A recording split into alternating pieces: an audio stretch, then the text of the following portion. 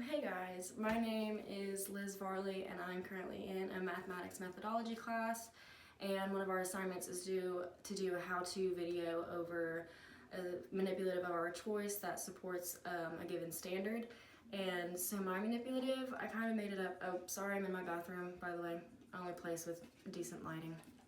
Ignore the toilet behind me. I kind of came up with this manipulative on my own. I don't know what I would call it, maybe just like plate math. So basically it's just a plate divided into 3 sections for 3 different numbers, and then in a perfect world you could have your students use like a plate that they could draw on with an expo marker so that they can write and erase their problems.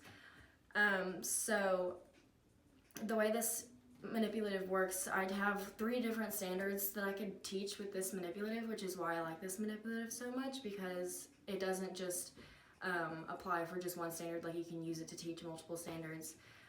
So the first one I use is a kindergarten standard, and it's to decompose numbers less than or equal to 10 into added pairs in more than one way.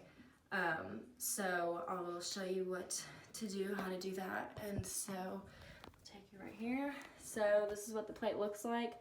And then since this is an adding problem, you could do like 6 plus 4 is 10.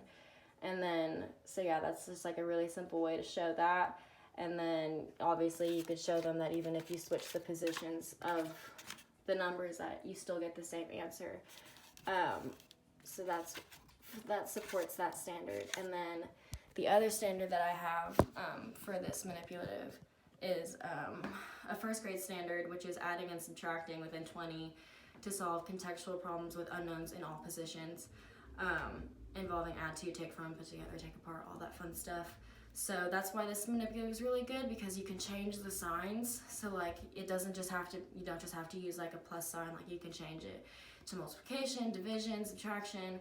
And then like it's really good because like you can have the numbers in different positions, because they said unknown positions, so you can put different numbers in different places to show that like let's say it's like 6 minus x equals 10, or 6 minus x equals 4 or something. So they would try to figure out what that unknown number is with the given numbers that I give them.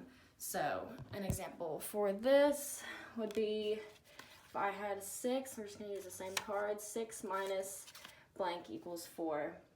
So then they would have to know that 6 minus 2 equals 4, and they could use that from like, because it's like an unknown, you could say that like you take away 2 from 6 and it gives you 4.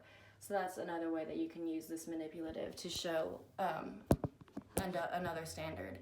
And then for my third standard, it's 3rd grade, and I really like this manipulative. Like I said, you could change the signs, so instead of doing addition and subtraction, you can even do it with multiplication and division.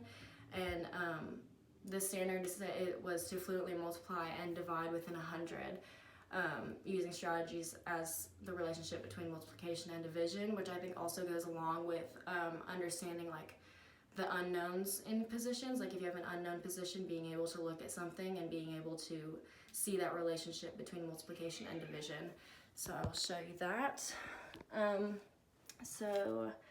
Okay, so I have 10 and 6, so you can multiply, multiply 10 and 6, and obviously like you could have these students write these problems like with an expo marker, so they can see 10 times 6 equals 60, and then I don't have a 60 card written, but you could also do division problems with an unknown position, so you could do 60 divided by x. Let's just do 6. So if I have 60 divided by an unknown equals 6, then they should be able to recall on the relationship between multiplication and division and know that 60 divided by blank is 6, and the blank would be 10, because 10 times 6 is 60. So that's another way to kind of remind them, or have them like recall on that past knowledge, and being able to like identify that relationship between multiplication and division. So yeah, you could definitely use this manipulative in multiple ways. Like I said, you can use it to do addition and subtraction, multiplication and division. You can also do like fraction numbers, decimal numbers, like it works for all of them, which is super fun because this is something that you can use throughout your whole year, or like to teach different grades. So I think that's really, really awesome. But yeah, that is my how-to video with my manipulative.